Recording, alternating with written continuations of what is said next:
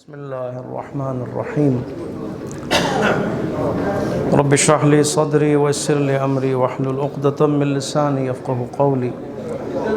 رب ادخلني مدخل الصدق وأخرجني مخرج الصدق واجعلني من لدنك سلطانا نصيرا. ثم الصلاة والسلام على أشرف الأنبياء والمرسلين وعلى آله الطيبين الأطهرين لا سيما بقية الله في الأرضين. روحي وأرواح العالمين له الفداء واللعنة الأبدية على أعدائهم من الآن إلى قيام يوم الدين. أما بعد، قال أمير المؤمنين علي بن أبي طالب عليه الصلاة والسلام: الصدقة دواء منجح وأعمال العباد في عاجلهم نصب أعينهم في آجالهم. مولانا امیر المومنین علیہ الصلوۃ والسلام کا قول مبارک و مطہر نہج البلاغہ میں حکمت نمبر 7 کی صورت میں مولا یہاں پر 2 موضوعات کو بیان فرماتے ہیں۔ پہلا موضوع صدقہ ہے اور دوسرا موضوع انسان کا جو عمل دنیا میں ہے آخرت میں اس کا تجسم اعمال، اس کی طرف اشارہ فرماتے ہیں۔ صدقہ صدق سے ہے، صادق بھی اسی سے ہے، صدیق بھی اسی سے ہے، صدق بھی اسی سے، یعنی سچائی۔ صادق یعنی سچ بولنے والا انسان، صدیق یعنی جو ہمیشہ اپنی زندگی میں سچ بولتا ہے، کبھی اس نے جھوٹ نہیں بولا۔ اسی سے صدقہ ہے، یعنی صدقہ سے مراد انسانیت کے لیے، انسان کے لیے سچے دل سے، سچی نیت کے ساتھ انسان کی بھلائی کے لیے، خدا کی خوشنودی کے لیے کوئی بھلائی انجام دینا، خدمت انجام دینا، کوئی بھی ہو، کوئی بھی کام ہو، کوئی بھی فعل ہو، کوئی بھی کردار ہو، صدقہ کہلاتا ہے۔ بس 2 رکن ہیں صدقے کے اندر۔ ایک سچی نیت، سچی نیت سے مراد دکھاوا نہ ہو۔ کام تو آپ کر رہے ہیں کسی کے لیے لیکن دکھاوا ہے، کام تو آپ کر رہے ہیں مثلاً لیکن احسان جتلانا ہے، اس کے اندر تنگ کرنا ہے۔ خدمت کی ہے، اس کے بعد تنگ کرنا ہے، میں تھا جو اس نے تیرے لیے وہ کیا تھا، تجھے باہر نکالنے والا میں تھا، اگر میں نہ ہوتا تو کون ہوتا۔ یہ سارے سچائی کے خلاف ہے، سچے دل کے خلاف ہے، سچی نیت کے برخلاف ہے۔ لہٰذا کوئی بھی خدمت اگر آپ انجام دیں کسی کے لیے بھی، یعنی صدقہ سچے دل سے، کام، بھلائی، خیر، سارے صدقات میں آ جاتے ہیں۔ ایسا کام کہ جو کسی بھی شخص کے لیے خوشی کا باعث ہو، ایسا کام جو کسی کو بھی مشکل سے نکال دے، ایسا کام جو کسی کی اداسی کو جو ہے وہ برطرف کر دے، ہر وہ کام کہ جو کسی بھی مشکل کو حل کر دے، کوئی بھی ایسا کام کسی بھی پریشانی کو دور کر دے، یہ سارے صدقات میں سے ہے۔ مولا فرماتے ہیں الصدقۃ دواء، صدقہ دوائی ہے، علاج ہے۔ منجحن ایسی دوائی، ایسا علاج جو منجحن ہے، جو فائدہ مند ہے، فائدے کے علاوہ کچھ بھی نہیں ہے وہاں پر، فائدہ ہی فائدہ ہے۔ صدقے میں فائدے دینے والے کے لیے تو ہے ہی ہے فائدہ، لیکن جس کو دیا جا رہا ہے، جس ملت کو دیا جا رہا ہے، جس قوم کو دیا جا رہا ہے، چاہے فردی ہو چاہے وہ اجتماعی ہو، وہاں پہ کیا ہے؟ ایک علاج ہے، علاج ایک دوائی کے طور پر ہے، علاج کے طور پر ہے، اور ایسا علاج ہے کہ جو فائدہ مند ہے۔ لہٰذا مولا نے صدقے کے ساتھ دوا کا لفظ استعمال کیا، علاج کا لفظ استعمال کیا، اور ایسا علاج جو فائدہ مند ہے، چاہے وہ فردی ہو چاہے وہ اجتماعی ہو۔ مثلاً علاج، غربت کے لیے علاج کی ضرورت ہے۔ ہم تو یہ سمجھتے ہیں نا صرف جسمانی بیماری اس کے لیے علاج کی ضرورت نہیں۔ اگر آپ نے اسلامی معاشرے کو قائم کرنا ہے، ٹھیک ہے، مہدوی معاشرے کو اگر آپ نے قائم کرنا ہے، صدقہ اس معاشرے کی ضرورت ہے، صدقہ معاشرے کی ضرورت ہے، صدقہ معاشرے کے لوگوں کو اوپر لے کے جانے کے لیے ان کی ضرورت ہے۔ صدقہ لوگوں کے درمیان جو اونچ اور نیچ ہے، کوئی غریب ہے، کوئی امیر ہے، کوئی نچلے سطح کا ہے، کوئی اوپر والے سطح کا ہے، کوئی درمیان، ان کے لیے علاج ہے۔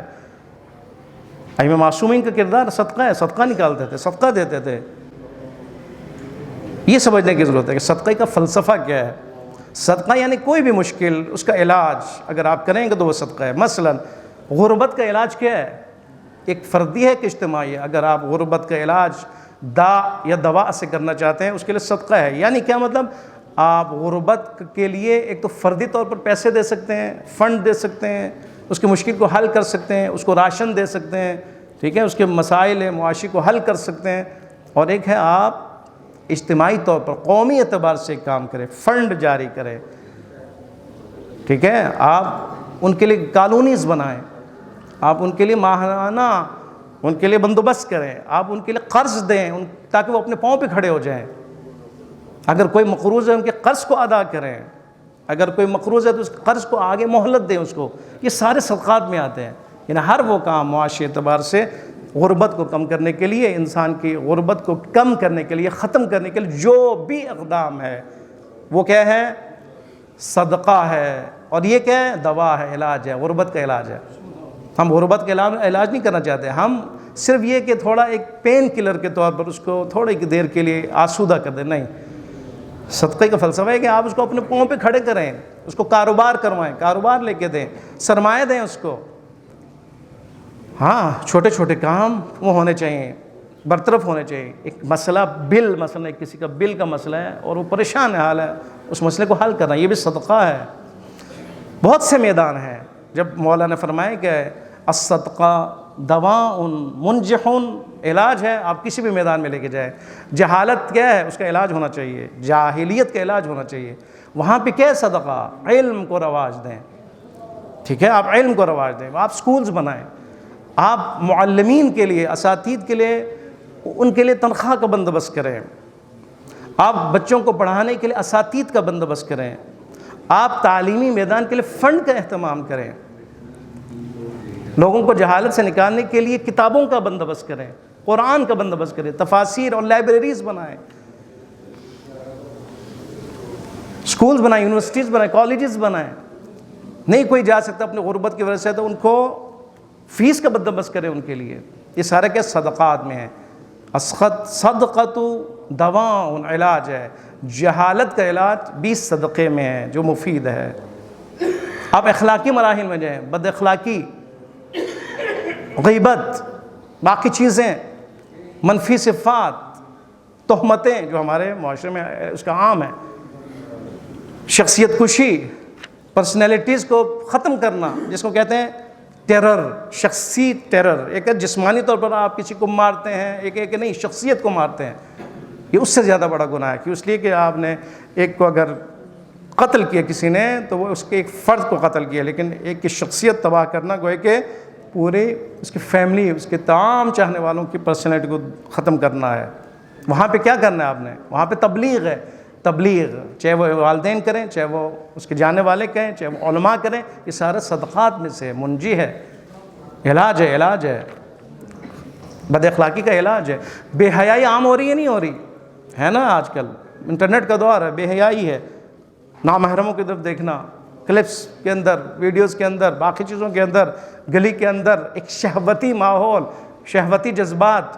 آج کل ابھرتے ہوئے وہ جوان جو خراب ہو رہے ہیں، وہاں پہ کیا کرنا ہے؟ علاج ہے اس کے لیے. وہاں پہ بھی صدقہ علاج ہے. وہ کیا ہے؟ شادیاں عام کریں، شادیوں کو آسان کریں، شادیوں کے لیے اجتماعی شادیوں کا اہتمام کریں. اگر جہیز کے مسائل ہیں تو اس کو حل کرنے کی کوشش کریں. اگر جہیز ایک لعنت کے طور پہ اس کو ختم کرنے کی کوشش کریں. اگر کسی کے رشتوں کا مسئلہ ہے تو وہ رشتوں کے لیے اپنے آپ کو میدان میں لے کے آئیں. یہ سارا کیا صدقات ہے بے حیائی ختم کرنے کے لیے. دوا ہے، علاج ہے، منجح، اور یہ کیا فائدہ مند علاج ہے. اسی طرح آپ جائیں بیماری، اس کا علاج ہے، ضروری علاج کرنا. بیماری کا علاج یہ کہ آپ جسمانی طور پر آپ علاج کا اہتمام کریں، دوائی کا اہتمام کریں، ڈاکٹر کے پاس لے جائیں، اس کے جو فیس آپ دے دیں اس کو آگے جو ہے مینشن کریں کہ فلان ڈاکٹر کے پاس. یہ سارے صدقات ہیں. آپ میڈیکلی طور پر ایک مشورہ دیں، دوائی کا نام بتا دیں، یہ سارے صدقات میں سے ہے. جسمانی طور پر. ایک ہے ذہنی طور پر آپ بیمار کو اس کا علاج کرتے ہیں، وہ کیا عیادت مریض ہے. ایک اس کی بیماری کے لیے آپ نے کچھ کرنا ہے، وہ صدقہ ہے. ایک اس کے مینٹل، اس کے نفسیاتی طور پر اس کو آسودہ کرنا، اس کو مطمئن کرنا، اس کے لیے عیادت ہے. عیادت، مریض کی عیادت کرنا صدقات میں سے ہے. اور اتنا بڑا ثواب ہے کہ خداوند متعال نے فرمایا کہ ایک شخص ایک دفعہ زندگی میں کسی مریض یا مریضہ کی عیادت کرے، خداوند متعال اس کے بدلے میں قبر میں اس کی تنہائی دور فرماتا ہے۔ ٹھیک ہے، کیونکہ آپ نے ایک مریض کی عیادت کی، اس کی تنہائی دور کی۔ اس کے لیے کیا ہے، اگر آپ نے اپنی زندگی میں 100 دفعہ کسی کی عیادت کی ہو تو خداوند متعال 100 نورانی شخصیات یا فرشتوں کو آپ کے لیے قبر میں تنہائی دور کرنے کے لیے موکل فرمائے گا۔ یہ بہت اہم ہے، یہ عیادت کرنا، اس کے لیے جانا، اس کے پاس حاضر ہونا، اس سے پوچھنا کہ بتائیں آپ کا کیا حال ہے، کہاں پہنچی بیماری، حالات سے آگاہ ہونا، حالات بتانا، یہ سارے صدقات میں سے۔ پس بیماری کے لیے بھی ایک صدقہ دوا ہے، علاج ہے، اور ایسا علاج ہے منجح ہے، چاہے وہ جسمانی طور پر اس کے علاج کے لیے ہو، چاہے وہ اس کے مینٹلی طور پر آپ عیادت کے ذریعے سے اس تک آپ پہنچے۔ اسی طرح آپ دیکھیں بہت سے چیزیں ہیں جو دوا کے طور پر، یہ وہ ہیں کہ آپ صدقہ دیں گے تو دینے والے کو جو فائدے ہو رہے ہیں وہ ہیں، لیکن جو دے رہا ہے اس کے لیے اپنا فائدہ ہے، اس کے لیے فائدہ ہے، اس کے لیے فائدہ سب سے بڑا کیا ہے، اس کے نعمتوں میں اضافہ ہوتا ہے، اس کے لیے فائدہ ہے کہ خدا اس کی حفاظت کے لیے اہتمام فرماتا ہے، اس کی حفاظت کے لیے فرشتوں کو موکل فرماتا ہے، اس کا ایک فائدہ ہے کہ خود یہ انسان خدا ان کو شفا عطا فرماتا ہے، بیماری سے دور کر، اس کے والدین، اس کے بہن بھائی، ان کو خدا بیماریوں سے محفوظ رکھتا ہے۔ ایک شخص اگر کسی کی بیماری کے لیے مددگار ہو، خدا اس کے اپنے خاندان میں بیماریوں کو دور فرماتا ہے۔ ٹھیک ہے، یعنی بالکل مقابل میں اگر ایک شخص کسی کے تعلیم کے لیے بندوبست کرتا ہے، پروردگار عالم اس درد کے جو درد اس کے دل میں پیدا ہوا ہے اسی کی وجہ سے خود اس کی اولاد کو بھی تعلیم میدان میں قابل بنا دے گا۔ خدا عطا فرماتا ہے، اس کا بدلہ دیتا ہے، خدا احسان کا بدلہ احسان سے دیتا ہے۔ یہی وجہ کہ ایک مالدار انسان ہے، ثروت مند انسان ہے، پیسے سب کچھ اس کے پاس ہے، لیکن بیٹا نالائق ہے، پڑھتا نہیں ہے، بڑا پریشان، آئے ایک علماء کے پاس، قبلہ کوئی نسخہ، ان کا نسخہ صرف یہ ہے کہ آپ کے پاس سب کچھ ہے، آپ نے کسی اور کی فکر کی ہے، کسی اور کا درد محسوس کیا ہے، کسی اور کے لیے آپ نے کسی اور کی تعلیم کا بندوبست کیا؟ اس نے کہا نہیں، آج تک نہیں کیا، میں نے سوچا بھی نہیں۔ کہا آپ کریں، آپ کا مسئلہ حل ہو جائے گا۔ دیکھیں کتنا علاج، دیکھیں کیا ربط سے آپس میں، وہ کسی کے لیے اہتمام کرے، اس کا مسئلہ حل ہو جائے۔ ہر میدان میں یہ ہے۔ یعنی پھر اس نے شروع کیا، اس نے کہا ٹھیک ہے، اس نے یتیموں کی پرورش شروع کی، تعلیم کا اہتمام شروع کیا، اسی لمحے میں یا اسی گھڑی، اسی مہینے میں اس کا بیٹے کے اندر علمی شوق پیدا ہوا، کامیابی کے مراحل میں وہ داخل ہوا ہے، بہترین انسان بنا ہے۔ یہ فائدے ہیں، جو انسان صدقہ دیتا ہے اس کو فائدہ ہے، جو انسان صدقہ دیتا ہے یعنی کوئی بھی خدمت صدق دل سے اور خدا کے خوشنودی کے لیے اگر انجام دے، پروردگار اس کے گناہوں کو معاف فرماتا ہے۔ اور نہج البلاغہ میں امیر المومنین علیہ السلام 24 نمبر حکمت میں فرماتے ہیں گناہان کبیرہ کے لیے کفارہ ہے آپ کے صدقات، گناہان کبیرہ کے لیے۔ دیکھیں آپ فرماتے ہیں من کفارات الذنوب العظام، ذنوب العظام یعنی بڑے گناہ، گناہان کبیرہ۔ فرماتے ہیں گناہان کبیرہ کے کفارات میں سے، ان گناہوں کو ختم کرنے کے لیے کیا ہے، سبب کیا ہے؟ اغاثۃ الملہوف، اغاثہ یعنی فریاد رسی کرنا، یا غیاث المستغیثین، اغاثۃ الملہوف، کوئی بھی دردمند انسان کے فریاد رسی کرنا، پہنچ جانا، فریاد کو دور کرنا، اس کی مشکل کو حل کرنا۔ والتنفیذ عن المکروب، مولا فرماتے ہیں کوئی بھی مکروب، کوئی بھی مشکل میں پھنسا ہوا انسان، اس کی مدد کرنا، اس کی مشکل کو حل کرنا۔ فرماتے ہیں گناہان کبیرہ کے کفارات کے لیے بہترین ہے۔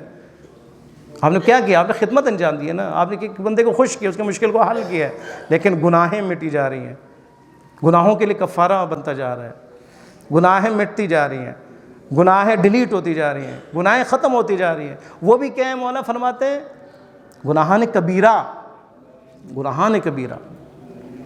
دوسرے جملے میں مولا فرماتے ہیں وَأَعْمَالُ الْعِبَادِ فِي عَاجِلِهِمْ، فرماتے ہیں کہ عباد بندوں کے اعمال فی عاجلہم، دنیا کا ایک نام عاجل ہے، عاجل یعنی عجل، عجل کسے کہتا ہے؟ جلدی، مولا آپ جلدی کیجئے، عجل یا مولایا، عاجل دنیا کا ایک نام ہے، یعنی زود گزر، دنیا کے لمحات بڑی جلدی گزرتے ہیں. آج کل کے ماحول میں آپ دیکھیں کتنی جلدی عمر گزر جاتی ہے. ٹھیک ہے, پچھلے سال ابھی رمضان میں دیکھیں آج کون سا 16واں دن, اور آپ دیکھتے دیکھتے آپ دیکھیں گے اگلا رمضان بھی آ جائے گا.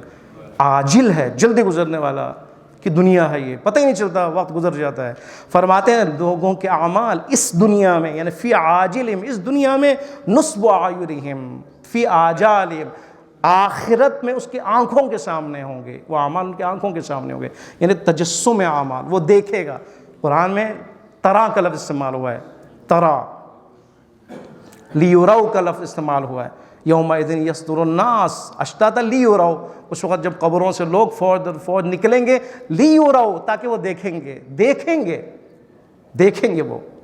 ایک آیت میں خداوند متعال فرما رہے کہ اس کے نیک اعمال حاضر ہوں گے اس کے سامنے, یعنی حاضر ہو کے وہ خود دیکھے گا وہاں پر. اس کا مطلب ہے آپ اور میرے جو اعمال ہیں اس کی اخروی شکل آپ دیکھیں گے. یعنی ہم جو کچھ انجام دے رہے ہیں, چاہے وہ صدقات کی صورت میں ہو یا کسی اور صورت میں ہو, خدمات کی صورت میں ہو, اس کے ایک اخروی شکل ہے جسے تجسم اعمال کہا جاتا ہے. یعنی آپ اور میں جو بھی نیک کام انجام دیں گے, ہم جو قرآن میں دیکھتے ہیں کہ شہد کی نہریں ہیں, دودھ کی نہریں ہیں, ہمارے اعمال کا وہ جسم ہے وہاں پر. جو ہم کہتے ہیں حور غلمان ہے, ہمارے اعمال کا وہ جسم, آخر اخروی حقیقی جسم ہے, وہاں پہ اس نے ظاہر ہونا ہے. یعنی ہمارے نمازیں حور ہیں. آپ اور میں جو نمازیں پڑھتے ہیں, اگر خدا کرے وہ مخلصانہ ہو اور خشوع اس میں پائے جائے, تو وہ خود نماز قبر میں آپ کے لیے ایک نیک صالح انسان کی صورت میں, نورانی ایک انسان کی صورت میں وہاں پہ جلوہ گر ہوگا. آپ کہیں گے یہ کیا ہے, کبھی نہیں دیکھا ایسے نور کو, کتنا حسین. کہیں گے میں تمہاری نماز ہوں, میں نماز ہوں تمہارا نماز شب ہوں, مخلصانہ نماز ہوں. اس کا مطلب کیا ہے, یعنی وہ نماز آپ کے قبر میں, جو اس دنیا میں آپ اس کو جسمانی طور پر نہیں دیکھ رہے تھے, لیکن عالم برزخ میں, قبر میں آپ اس کو اپنی آنکھوں سے دیکھیں گے, نور بن کر دیکھیں گے, نورانی. اور روایت میں ہے کہ جو برے افعال ہیں وہ کالے دھواں کی صورت میں قبر میں دیکھا جائے گا. ایک طرف نور ہے, ایک طرف اندھیرا اور تاریکی ہے. یہ سارے تجسم اعمال ہے. مولا یہ فرماتے ہیں دنیا یعنی عاجلہم, دنیا میں تمہارے عباد, لوگوں کے اعمال ان کی آنکھوں کے سامنے ہوگا, آخرت کے اندر دیکھیں گے وہ. اس لیے آپ دیکھیں یوم تر المؤمنین والمؤمنات, آیت قرآن, اس دن کے جب مؤمنین اور مؤمنات دیکھیں گے, یسعی نورہم, ان کے نور ان کے آگے تیزی سے چلے جا رہے ہیں, وہ جا رہے ہیں لیکن ان کے سامنے, ان کے آگے ان کا نور چلتا جا رہا ہے بڑی تیزی سے. من بین ایدیہم, ان کے آگے, ان کے دائیں بائیں, تیزی سے وہ نور دوڑتا چلا جا رہا ہے. منافقین کہیں گے خدایا ہمیں بھی تھوڑا ٹھہر جائیے, کتنی تیزی سے جا رہے ہیں, ہم بھی اس نور سے استفادہ کریں. خداوند متعال حکم دے گا, اے منافقین یہ نور تمہارے لیے نہیں ہے, ارجعوا وراءکم, دوبارہ تمہیں جانا پڑے گا اس نور کے لیے تمہیں دوبارہ دنیا کی طرف جانا پڑے گا, جو ناممکن ہے تمہارے لیے, اور وہاں تمہیں عبودیت اختیار کرنی پڑے گی, اطاعت اختیار کرنی پڑے گی. اس لیے کہ یہ نور تمہیں جو نظر آتا ہے وہ اس اطاعت خدا اور بندگی خدا کا جسم ہے آخرت میں. یہ تجسم اعمال ہے, یہ تمہارے لیے نہیں ہے, ان کے عمل کا نتیجہ یہ. اب آپ وہاں پہ دیکھیں کوئی زنجیر ہے, غل و زنجیر میں ہے, تو ان کے برے اعمال کا نتیجہ ہے. اگر وہاں پہ آگ ہے اور اس کی تپش ہے تو ان کے برے اعمال کا جسم ہے. اگر وہاں پہ دیکھتے ہیں کہ بار بار جل رہے ہیں تو بار بار گناہوں کا جسم ہے. وہاں پہ ان کے اگر ذلت ہے تو وہ یہ ذلت دنیا میں انہوں نے اپنے لیے جو خریدے وہ ذلت ہے. اس کی طرف توجہ دینے کی ضرورت ہے. مولا رہبر, مولا قائد, مولا امام, مولا پیشوا ہونے کی حیثیت, جس طرح قرآن کو ہدایت کی کتاب کے طور پر دیکھنا چاہیے, اسی طرح مولا کو, امیر المومنین علیہ الصلوۃ والسلام کو, ائمہ اطہار علیہ الصلوۃ والسلام کو رہبر کی, یعنی جو رہبری فرما رہے, گائیڈ فرما رہے, اس عنوان سے ہم دیکھیں, نظر کریں, نہ کہ امام ہے بس محبت کافی ہے. نہیں, یہ حکم, یہ خطوط امام, یہ خطبات امام, تفسیر قرآن بھی ہے اور ہماری رہبری اور رہنمائی بھی ہے. مولا یہی فرما رہے ہیں صدقہ, صادق بنو اور صدقہ دو, خدمت انجام دو. اگر خدمت انجام دو گے تمہیں بھی فائدہ ہے اور معاشرے کو بھی فائدہ ہے. جو دوا ہے, ایک علاج ہے, اور ایسا علاج ہے کہ جو فائدہ مند ہے, پوری سوسائٹی کے لیے فائدہ مند ہے، انسانیت کے لیے فائدہ مند ہے۔ مولا فرماتے ہیں ان کے چاہنے والے جہاں ان کی آبادی ہو وہاں پہ کوئی بھی غریب نہ ہو۔ ائمہ اطہار کی خواہش و تمنا یہی ہے کہ ان کے شیعوں میں کوئی بھی فقیر نہ ہو، کوئی بھیک مانگتا ہوا نظر نہ آئے۔ اس کے لیے علاج کیا ہے؟ صدقہ ہے، صدقہ، سچے دل سے خدمت کرنا، اور ہر میدان میں خدمت کرنا، چاہے وہ تعلیمی ہو، چاہے وہ صحت کے معاملے میں ہو، چاہے اخلاقی میدان میں ہو، چاہے وہ جہل کو مٹانے کے لیے ہو، جہالت کو مٹانے کے لیے ہو، چاہے وہ جسمانی اعتبار سے ہو، مریض اور ان کے عیادت کے حوالے سے ہو، چاہے وہ تعلیمی میدان میں ہو، چاہے وہ تبلیغی میدان میں ہو، چاہے کسی بھی میدان میں ہو۔ اور پھر یہی انسان جو مصدق ہے اور اپنے صدقات کے ذریعے سے معاشرے کو بدلنے والے ہیں، یہی صدقات آخرت میں نصب عینہم یا اعینہم، ان کے نگاہوں کے سامنے وہ خود ان کا مشاہدہ کرے گا اور پھر فخر فرمائے گا۔ نہ صرف وہ خود فخر کرنے والا ہوگا بلکہ ائمہ اطہار رسول خدا صلی اللہ علیہ وآلہ وسلم بھی ان پر فخر کرتے ہوئے نظر آئیں گے انشاءاللہ۔ دعا ہے پروردگار عالم ہم سب کو مولا امیر المومنین علیہ الصلوۃ والسلام کی ان اقوال کو سمجھنے کی توفیق عطا فرمائے۔